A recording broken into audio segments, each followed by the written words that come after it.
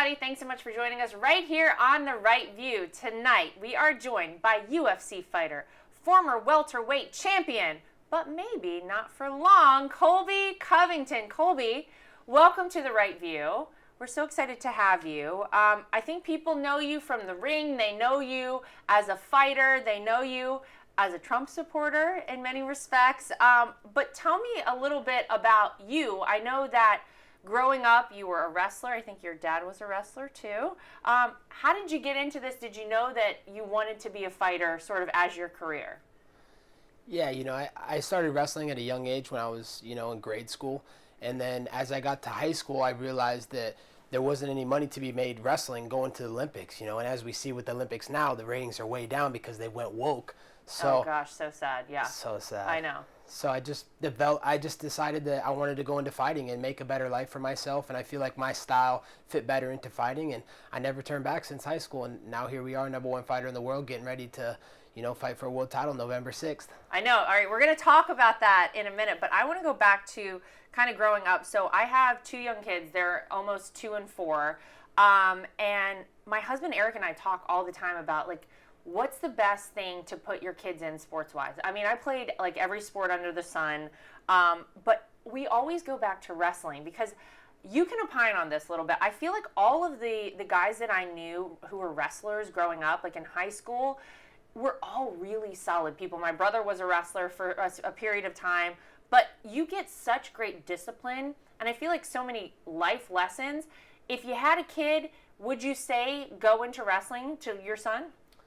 I would. I think it teaches you about hard work, about sacrifice, about dedicating yourself to a dream, to a goal, to a discipline, and those values and that it instills in you, they are so valuable in life that it doesn't matter what you do in life, whether you're in politics, whether you're working a construction job, whether you're a mechanic, you're going to get through it, and you're going to realize that it's not as hard as wrestling in the way that you're coached in wrestling. Oh my God, and in wrestling, I remember going to watch my brother. And it's so hard to watch someone you love, literally in these crazy positions, and they're in pain, and it's so insane to watch, but you're right.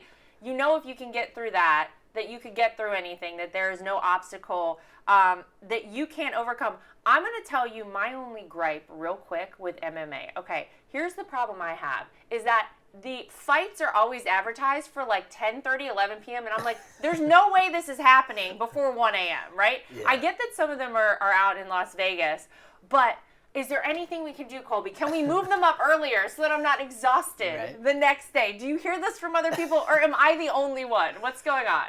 I have heard that a little bit, but I think the only way we can change it, we need to make a call into Uncle Dana White. We need to tell Dana White to bring it back for the people, let's have a better, friendlier time so the family. Let's get it a little earlier, Dana. Right? Come on, Dana, make it happen. I want to ask you about Dana because honestly, to see that UFC has been available, that wrestling wasn't stopped, that fighting wasn't stopped for you guys during COVID. I mean, Dana White has really done a great job. I don't think he laid anybody off the entire time during COVID. Can you talk a little bit about, as a career, how nice it is to have someone sort of at the top like Dana White? Because I feel like he has done an incredible job throughout COVID when everybody else was shutting things down, when people were getting laid off. He was like, no, we're not going to do that. He also, I believe, recently said he wasn't going to mandate vaccines, if I'm not mistaken. How do you feel about him? Is he a good guy to have kind of at the top of the chain there? He's a great guy to have as our leader that's, running the organization, because he's not muzzling anybody. He's not telling people what they can say. He's not like in the NFL or NBA where they have owners that they have to report to and they have to follow their agenda. If they don't say the right things, okay, they're going to get canceled. Oh, they're going to not get a starting spot, or they're going to lose endorsement deals, which is even worse. So, Dana's done a great job of just letting the fighters be free and decide which way they want to go, what narrative they want to speak. Imagine that. Imagine deciding your own way and deciding what's right for you. Doesn't happen anymore. It's sadly, everything is so woke. Everybody has to get ahead of it and do something that's so outrageous. I think he's done such a great job. And I think it's one of the reasons that UFC continues to the ratings must be going up every year, right? I think more and more people want to watch, more and more people are getting into it. So you talked about the fight you have coming up on November 6th with Usman. This is a big fight. Yep. How has training been going? What can you tell us? Are you doing things differently? Do you have a strategy? How does it look every single day for you? Yeah, so, my training now is completely different than it was last time I fought him. I had a completely different team. This is almost 2 years ago. Had different coaches, different regimen. Now I have coaches that actually care about me and they want to see my progression as a fighter. And, now I have new tools in the shed. And that's the best thing you can have is as a blue-collar American working hard for my dreams, striving for the American dream. I have people that care about me. My tools are sharpened, and I'm sharpening them every day. So you're going to see a new Colby Chaos Covington with my new gym, my new coaches. And I'm going to wrap that belt around my waist and go put it on Donald Trump's desk. I love it. Oh my God, so good. It is a big fight. I feel like so many people are already talking about this. It's like 3 months away. My husband and I are fully planning to be there wherever it is. Now we don't officially know where it is, right? We're still figuring that out. Yeah. But we're gonna hope to be there. I'm gonna put in a good word with the big guy for you. Make sure that we extend the offer there. But I love sort of your persona in general with UFC because you're like the bad guy image, right? Like you wanna be a bit of an agitator. Why did you choose that? Because I mean, you didn't have to go that route, but do you love that? Do you love coming out and people are like screaming crazy stuff at you? Does it pump you up? It does. Yeah? I love the people that doubt on me, that hate on me, and they start screaming vulgar things at me. They want to see me die or this and that. Oh my gosh, that's so crazy. It drives me to want to prove them wrong and put it in their face that, you have an opinion, but your opinion is not right. And it's okay to have a different opinion than someone sometimes, but you don't have to get on them for having a different opinion than you. So I love it. I love playing that guy. And the thing is, everybody's trying to play the nice guy. So, it's with just a different route. Yeah. I love it. It's good to stand out and be a villain and be someone that is different from the regular grain. Yeah, no, absolutely. And look, it's obviously working for you. So many people follow you. So many people look up to you. And one of the things you did that I thought was really bold is you came out as a Trump supporter. You've been very clear about your support for President Donald Trump. You've never shied away from that. I want to just get a sense, were you ever interested in politics before, or was it sort of when Donald Trump became president or ran for president, you started paying more attention? Because I feel like so many people did. And it would have been very easy to just kind of sit back and be like, yeah, I voted for him, but I'm not going to talk about it. So why did you decide that you wanted to be so outspoken about it? I came out in support of him, I think, just because I saw back then in 2016, right before he ran, the way the fake news media was running the narrative that, Hillary Clinton was going to run away with it. It was a landslide. So at the time I was like, I don't, my vote's not going to matter. It's not going to count anyway. So why even go and vote? But then I saw, when Trump won and the truth that he was bringing to America and the way he fights for people in America. Like, I'm a fighter, but that guy's a whole nother level fighter. He's literally put his family to the side. He's putting, his money. He's lost half his money just by being in that position that people don't realize. Like, he doesn't care about money. He doesn't care about anything other than the people of America and America first. And when I seen that and the truth that he speaks every day, it just made me want to stand up for him. And I didn't care if I lost sponsors, because I've lost a couple sponsors coming out. Did you lose some because of that? Yeah, I've lost a couple sponsors. Wow. Lost a couple friends, a couple family members. They don't agree with me now, but I don't care. I'm standing up for what I believe in, and it's not about the money. I'm not going to sell my soul like some of these woke athletes. I'm going to stand up for what I believe in. I'm going to march to the beat of my own drum. Good for you. I mean, because it's not an easy thing to do. Generally speaking, today, people always want to take, in general, people want to take the path of least resistance, right? Yeah. And with the mainstream media, basically, as the marketing arm for the Democrat Party, for whatever Democrat is running for anything, right? They're carrying their water. The path of least resistance is to just say, oh yeah, I'm going along with this whole program. So good for you for doing that. And I bet you don't even know, I bet you inspire a lot of other people to do the same thing. Everyday people that might be scared to talk about anything political. But how sad is it, Colby, that we've sort of come to a place in America where you're talking about the fact that you lost friends, that they're family members, that won't, engage with you anymore.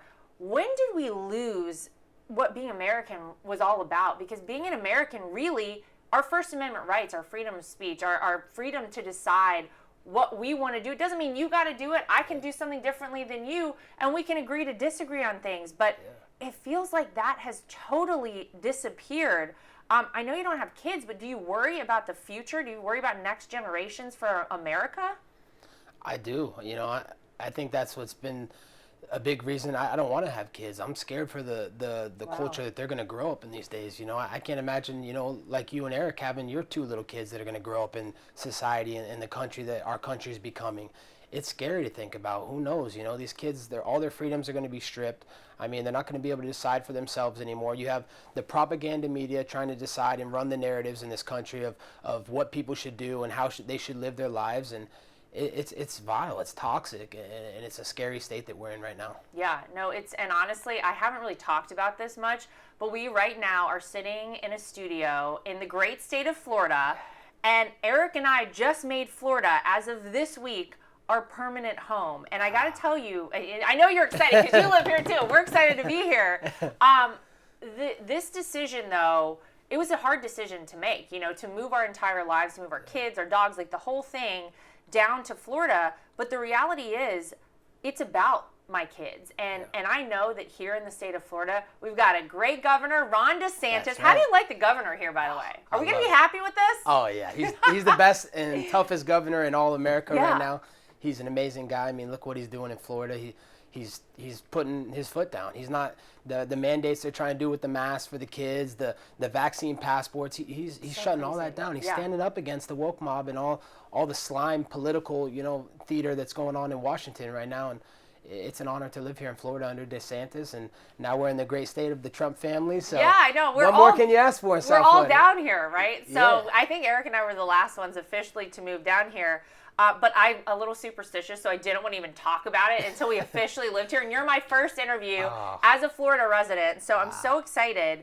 But it's such a relief, I think, to know that my kids are going to go to a school where they're not going to be taught to hate America. They're not going to be infused with critical race theory. They're not going to be, forced to get a vaccine if I choose and if Eric chooses not to get them vaccinated. The rest of the country, it is really scary in so many places. We came from New York down here. It feels like a communist country, the state of New York. The way things are going. I mean, we were talking about your fight on November 6th. Originally, the fight was scheduled for Madison Square Garden in Manhattan, but we don't even know if it's going to be there because Bill de Blasio, the mayor of New York, who, gosh, I mean, we could do a whole show on that alone and what a failure he's been, is basically trying to ruin that entire fight and say, the mandates inside the arena aren't going to fly. So it's really nice to be down here. What can we expect from the people of Florida? Because I got to tell you, we've been down here for a couple of days, and Florida feels like major Trump country since we've been down here. Are we a solid red state, do you feel, at this point? Without a doubt, we're a solid red state. I mean, I noticed the impact that he's had on this state every time I walk out. Like, I can't leave my house without people wanting a picture or saying how much they support me for standing up for Trump and being, and voicing my opinion when that's not the cool thing to do. The cool thing is to try and shit on Trump and act like he's the bad guy, orange man bad. But seeing all the support that's here in Florida is inspiring because before it was a blue state, but he's completely turned it into a red state because of the policies that he's put into place for America and the money that he wants to give back to people. Look at our gas prices. Look at lumber. They're higher than they've doubled, tripled, quadrupled since Trump's been out of office. People see now the light and they realize it was a rigged election and they realized how much Trump cared about this country and he put this country first. So we need him back in office in 2024. You mean you don't believe, Colby, that 81 million people voted for Joe Biden?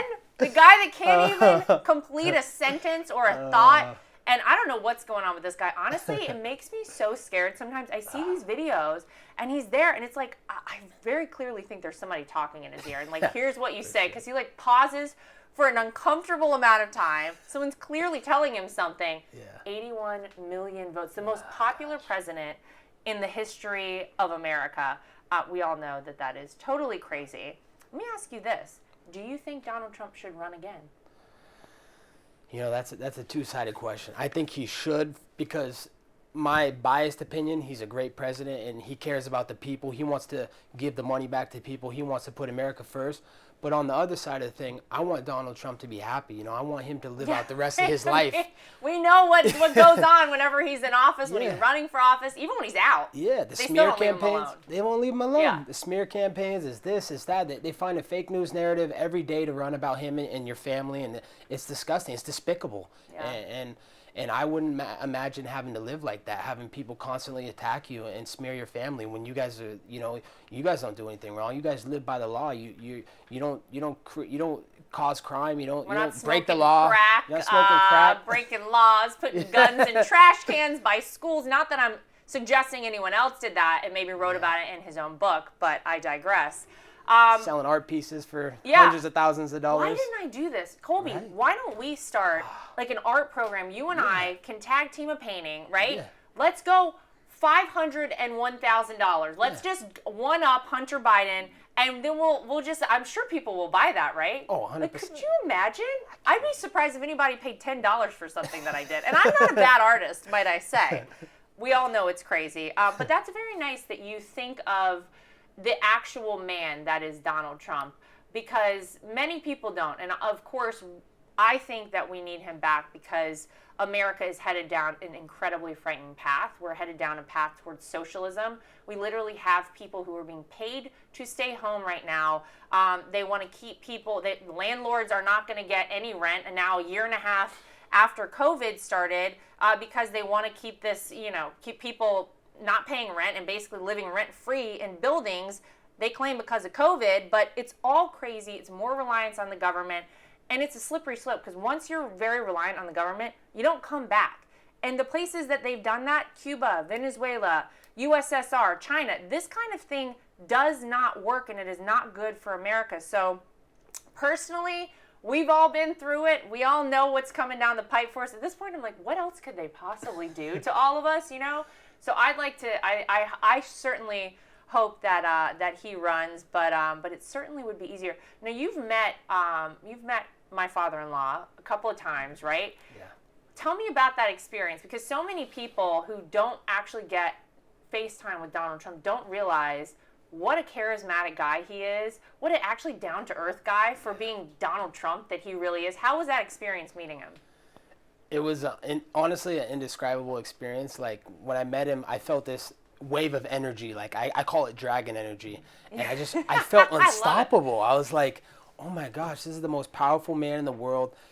But he's just a regular guy. He's just a genuine next door neighbor type guy. He doesn't act like he's a humble guy. He's a humble, down to earth guy. The guy built his living through capitalism. He wasn't given anything. He didn't take any handouts. No, he earned it the hard way. He earned the American dream through blood, sweat, and tears, through putting sacrifice out there, working hard, and achieving dreams because he believed in his vision. So just being in the same room with it, Lara, honestly, I wouldn't have been world champion. I wouldn't have been able to accomplish what I did and what I'm still doing without having his guidance and having his energy and just his charisma that he kind of passed along to me. Oh my God, we got to get him at the fight on November 6th then. This, literally everything depends on it for Colby Covington. Okay, we're going to work on that. So I just want to ask you real quick a little bit more about you. So obviously we know you're training all the time. I can't imagine. How many hours a day do you train? Right now, like 6 to 8 hours a day. Oh my God. See, this is what I should have done. Then I could just work out nonstop and make it my career. When you're not training, what are you doing?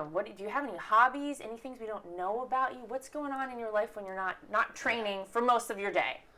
I mean, I'm such a competitor that even when I'm not training, I want to find that itch to get competition and get a little adrenaline rush. So I go play poker. I'm a big poker player. Okay. I'd love to be an aspiring, poker world champion. I think it'd be cool to be a 2-sport world champion athlete. Oh, I love this. So, wow. There's a little gamble factor, but there's edges for the professionals that understand the math, understand how to play the game. So, it kind of keeps my mind off fighting too, because everybody just wants to talk about fighting all the time, like in real life, and I kind of like to get out of fighting sometimes and just talk about normal things or politics or something that I'm interested in that's not fighting. So getting to poker and getting to play is it's a good way to decompress and get my mind off of all the stresses of fighting and just think about having fun and trying to compete. That's so great. Gosh, I wonder if like the people that you're playing against are like, I don't know if I should actually play my hand, because Colby might beat the crap out of me. Like if he doesn't win this hand, I don't know what's gonna happen. That might be a little intimidating, but maybe that's your edge you've got. See, that's your poker face. They're like, so it's gonna be a real problem if he doesn't win. So maybe this is a good thing for you. Maybe a second career. Well, I love that, and I love that. You just seem like such a normal, down-to-earth person too. I think that's why so many people follow you. So many people have been drawn to you, and you've been so successful in this sport. We will all be paying attention on November 6th. I plan to be there. Eric plans to be there. I'm going to get my father-in-law there so that we can make sure you got the dragon energy. I know. We're ready to go. I'm ready to go right now. Now you got me excited. Oh, my God. Well, I will suggest, if you ever need a reprieve, now that I'm down in Florida, I do triathlons, okay? I also have 2 kids that are total chaos. So if you ever want to take your mind, Colby, off of fighting, come do a little triathlon training with me, hang out with my kids for a bit. I'm not saying it's going to be the same as UFC training, but I will say you'll be exhausted by the end of the day. Maybe we could swap out. I'll go to your gym, you come do my stuff, and then we'll see who's like most tired at the end of the day. Maybe we could do a swap after November 6th. That's true. Yeah. Because I already know you're going to have me up on that. I'm going to have no chance to do your schedule. I love it. Well, I ask everybody this at the end of the show. Tell me what you think is the best part of America and what you think is the biggest threat to the future of our country. You know, I think the best part is our freedoms, but an even better part to that is the people that protect our freedoms. You know, our first responders, our military, the people that are selfless, that are putting their lives on the line to protect our freedoms and make this country free. And then the worst part is on the opposite end of the spectrum, you know, these athletes that we're trying to make heroes. You know, these people, they play kids games, Lara. They're not in politics. They're not putting their mind to something like working hard to better this country. They're just vilifying our heroes. You know, they're putting targets on our first responders' backs. You know, guys like LeBron James. You know, this guy, you know, he wants to claim to care about justice and getting equal this and that. But dude, you're employing women in sweatshops. You know, you're a hypocrite. It's a double standard. So, you know, I think all the woke athletes out there that are acting like they're heroes, they're getting put up on pedestals. Man, they play a kid's game. They put a ball in a hoop. Oh, they hit a ball over a fence. Big deal. What are you doing? You're not putting your life on the line. You're not going out to work every single day and not knowing if you're going to come home to your family or friends while you try and protect our communities, try and protect, you know, this country. So, you know, I'd say the best part of America is our freedoms and the people that protect those freedoms. And the worst part is all these disgusting trash bag, you know, sleazeball woke athletes that think they're heroes but really they're nothing more than woke athletes and you know, they get paid a bunch of money. Try and go make all that money in another country. You wouldn't be able to do it in any other country but America. Try and go to the Chinese Basketball Association. See how that works over there. You ain't going to make that $100 million payday in China. You're here in the greatest country because of the people who protect it. Amen. Wow. Maybe we should start encouraging our kids to look, you know, to our first responders, to our military as the role models versus, you know, these athletes that make $150 million a year, something that is just like absolutely astronomical that most people can't wrap their minds around. Because you're right, it is because of those people that we are able to live in the greatest country in the world. They don't know if they come home at the end of the day. When they leave, they say goodbye to their spouse, to their kids, and that could be it for them, but they're willing to do that and sacrifice for all of us. So it's what a nice way to end it, Colby. Thank you. I want to say thanks for being here and part of The Right View. We're going to keep track of what's going on. We'll check in with you periodically, and we will be there supporting you all the way on November 6th against Usman. It's going to be a great fight. So I want to encourage everybody to check that out. Colby Covington, thank you for joining us. And to everybody at home, as always, thank you for joining us here on The Right View. We'll see you next time.